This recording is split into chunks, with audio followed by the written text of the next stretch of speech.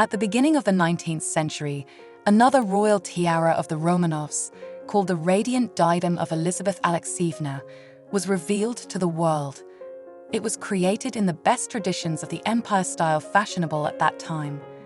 It turns out that the radiant headdress, sparkling with the sun's precious luster, was created as if to follow another tiara with a unique pink diamond, a kind of tiara little sister.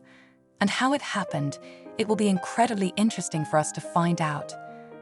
When Tsarina Maria Feodorovna, the widow of Paul I, received in St. Petersburg a dear brother and his wife, to receive the desired guests, she wore magnificent clothes and the best jewelry. On her head exquisitely shone her favorite diamond tiara with a pink crystal. The wife of the Duke of Württemberg, Henrietta of Nassau-Weilburg, did not take her eyes off the luxurious jewelry, and naturally she wanted to have in her jewelry collection, if not a similar piece, then in no way inferior to it in the high standard of jewelry art. Created according to her wish and order, the radiant diadem in many ways resembles a tiara kokoshnik with a large stone of the color of the morning dawn. Looking at the photos of both jewelry pieces, I immediately began to notice the similarities and differences.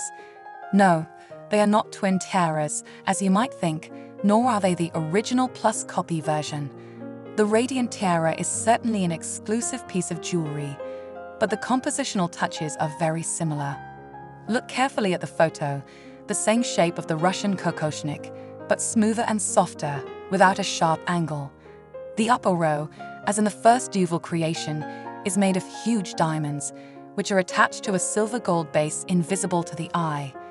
The lower row is represented by pear-shaped pandalokas, which are massive sparkling drops of rain splashes as if frozen on miniature twigs and leaves. The strict beauty of the symmetrical pattern is also perfectly observed. The central stone, a rounded oval diamond weighing 11 carats, stands out clearly in the entire jewelry composition. It, like a flower that has just blossomed from the first heat, appears surrounded by thin diamond rays of the precious sun emerging from behind the horizon. The 20th century did not spare dozens and hundreds of unique pieces, leaving them to be torn apart by the creators of the revolution.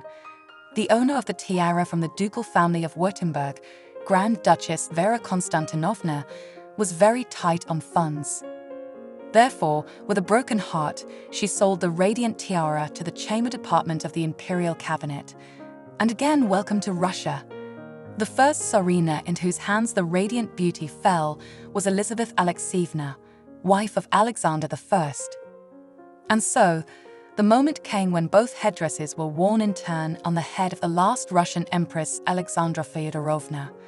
In 1911, Her Majesty took part in a photo shoot for which she wore both luxurious long beads and a radiant tiara.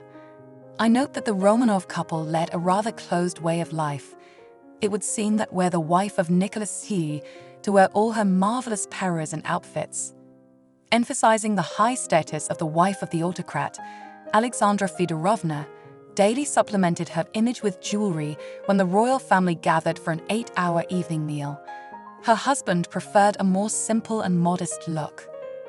If the elder sister, with a pink diamond, still attracted the attention of the Bolshevik Commission of Appraisers, and it was decided to leave the tiara in Russia. The radiant tiara was not so lucky, and it joined the list of treasures that went under the hammer abroad in the 1920s.